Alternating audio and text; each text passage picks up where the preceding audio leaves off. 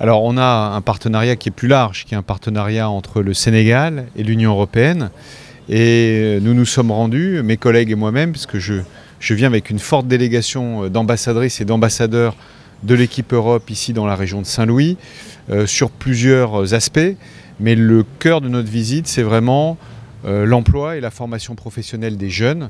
Et c'est la raison pour laquelle nous avons échangé avec les dirigeants de la Comasen et avec les dirigeants de l'ARD pour voir comment l'insertion, quels étaient les défis et les opportunités pour ces jeunes pour pouvoir travailler en entreprise ici dans la région de Saint-Louis et sur quel métier. C'est très satisfaisant parce qu'il y a vraiment une volonté, et c'est ce qui ressort de nos entretiens, de structurer la relation, d'articuler la formation professionnelle avec l'emploi et avec le secteur privé dans cette région où l'ARD joue un rôle structurant aussi. Et vous savez que dans le cadre plus large des Jeux Olympiques de la jeunesse, l'équipe Europe, au moins 5 de nos États membres sont impliqués dans cette initiative formation, insertion, travail qui vise à former ou à aider à former des jeunes, beaucoup de jeunes, dans plus de 200 métiers qui ont été identifiés et qui vont survivre à ces fameux Jeux Olympiques. Et c'est pour ça que c'était intéressant aussi d'avoir la vue de l'ARD. C'était intéressant d'écouter la problématique des entreprises, les profils qui sont recherchés, pour voir comment être le plus efficace possible collectivement, parce qu'au final c'est un effort collectif. Nous sommes des bailleurs, nous sommes un partenaire du Sénégal, très actif dans le domaine de la formation professionnelle, et nous devons composer, travailler avec naturellement les autorités déconcentrées de l'État, mais aussi le secteur privé pour être le plus efficace possible pour la population. Je pense qu'aujourd'hui c'est une étape très importante pour nous dans ce processus que nous avons démarré depuis 4 ans avec l'AX, qui est l'agence d'exécution des projets qui interviennent dans le domaine de l'insertion, en créant ce lien entre le marché du travail et les jeunes diplômés.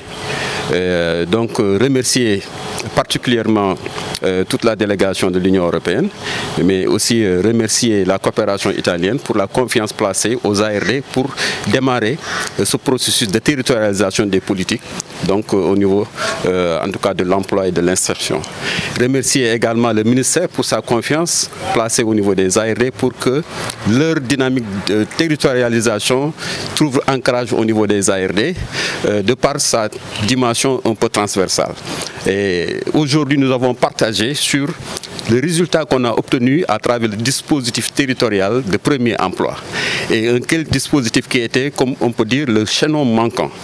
Et nous avons montré qu'au niveau des territoires, avec une bonne approche, on peut structurer un dispositif qui, en tout cas, s'intègre bien pour faciliter les jeunes à accéder à l'expérience professionnelle, mais éventuellement à être insérés dans les entreprises d'accueil.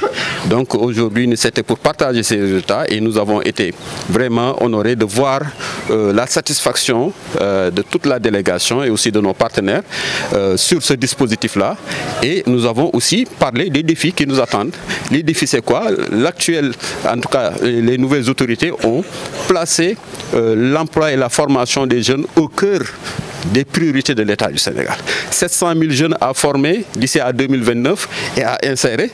Je pense que si on n'a pas une approche territorialisée, ça va être très difficile. Fort heureusement, avec le ministère de la formation technique professionnelle, qui s'est approprié de ce dispositif-là, nous sommes en train de réfléchir sur comment amplifier ce dispositif qui a été éprouvé, qui a montré des résultats palpables et qui a été apprécié par les entreprises. Et je pense qu'on a encore du chemin à faire pour pouvoir réussir cette amplification. Mais il y a aussi un défi lié à notre capacité à enrôler le maximum de jeunes. Comme ça a été souligné par le coordonnateur du PAJF, je pense qu'on attend beaucoup que les partenaires encore nous accompagnent pour amplifier cela, pour permettre aux entreprises d'avoir beaucoup plus, en tout cas, de possibilités d'accueillir des stagiaires. Mais nous avons parlé aussi du défi lié à améliorer les capacités des entreprises au niveau des régions, à monter en puissance en termes de formalisation, mais aussi en termes de disponibilité, d'accès à des profils qui leur aident à améliorer leur capacité productive. Et tout cela réuni, je pense que nous permettra de pouvoir en tout cas réussir une bonne contribution des régions pour en tout cas réaliser l'ambition de nos nouvelles autorités. Et la demande, c'est la question du dynamisme du secteur privé. Donc tout ce qui pourra être fait pour rendre le climat des affaires favorable permettra l'émergence d'un secteur privé de plus en plus favorable. On a discuté aussi un peu plus en détail avec les représentants de l'ARD qui connaissent ça très bien et au niveau régional extrêmement bien, les défis qu'il y a justement pour insérer ces jeunes dans des entreprises formelles. Le défi aussi de jeunes qui ne sont pas encore en emploi et qui sont auto-entrepreneurs. Comment petit à petit ils pourront se développer.